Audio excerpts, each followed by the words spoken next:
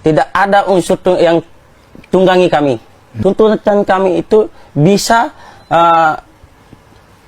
membangunkan pemerintah yang hari ini sedang tidur di kamar, di kasurnya. Sampaikan bahwa beliau tahu siapa yang bayar demo. Mungkin beliau tidak hanya tahu, tapi beliaulah bagian yang terlibat untuk membayar demo-demo itu. Baru kali ini loh, ada program yang dibela mati-matian sampai ada mobilisasi massa untuk mendukung program ini. Saya kira ini sebenarnya ekspresi kepanikan istana di dalam merespon banyak sekali kritikan pada MPG. Dan ini wajah dari pemerintahan yang sebenarnya sangat kolonial. Ciri pemerintahan kolonial itu kan divisi perang. Mereka senang mengadu domba. Hari ini rakyat diadu domba, mahasiswa versus mahasiswa, rakyat versus rakyat. Bagi saya ini potret yang menunjukkan kepanikan, sekaligus karakter pemerintahan kolonial yang sampai hari diwarisi oleh pemerintahan nasional.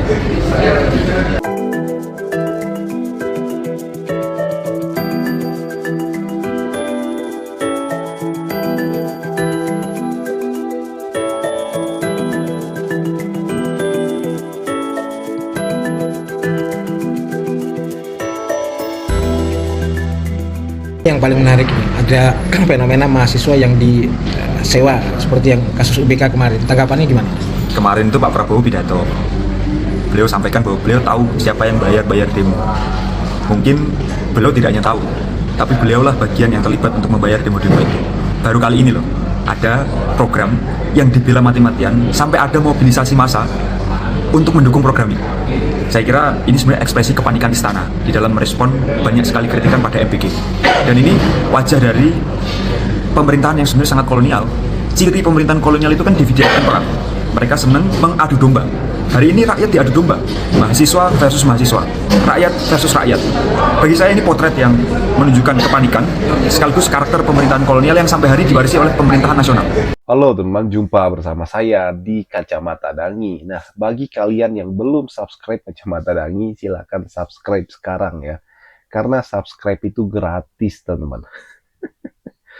Teman-teman, ini menarik sekali bagaimana kalau kita melihat ya, beberapa waktu lalu ada seorang mahasiswa dari UBK yang bertemu dengan Gibran, teman-teman.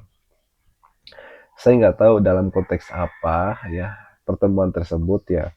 Sepertinya itu adalah mungkin diundang oleh Gibran ya untuk menyampaikan tuntutan-tuntutan mereka, teman-teman, kepada Gibran.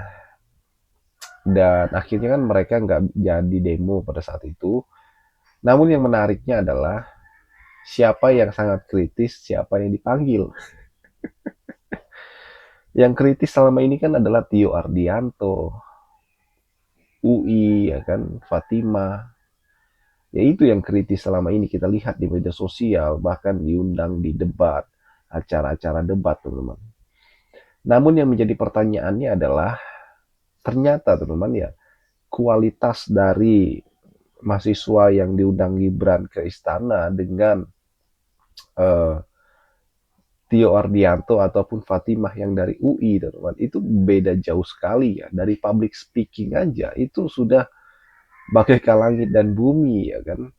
Dan inilah yang saya katakan, banyak yang menamakan mahasiswa belum tentu itu mahasiswa yang berkualitas.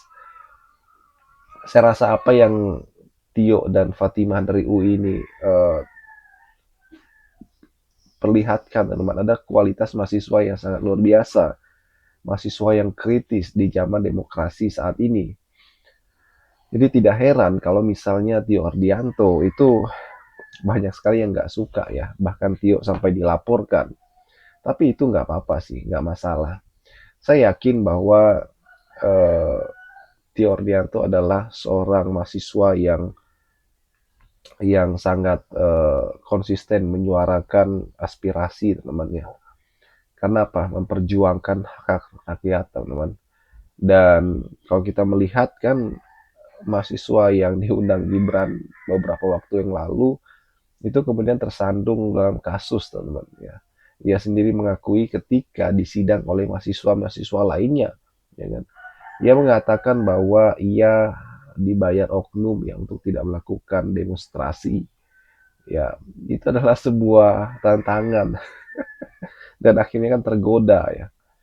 Dan kalau kita melihat ya bagaimana gebrakan-gebrakan hebat Tio Ardianto ini nggak kaleng-kaleng teman-teman. Bagaimana menurut kalian? Kita diskusi di kolom komentar ya. Sampai jumpa lagi. Salam.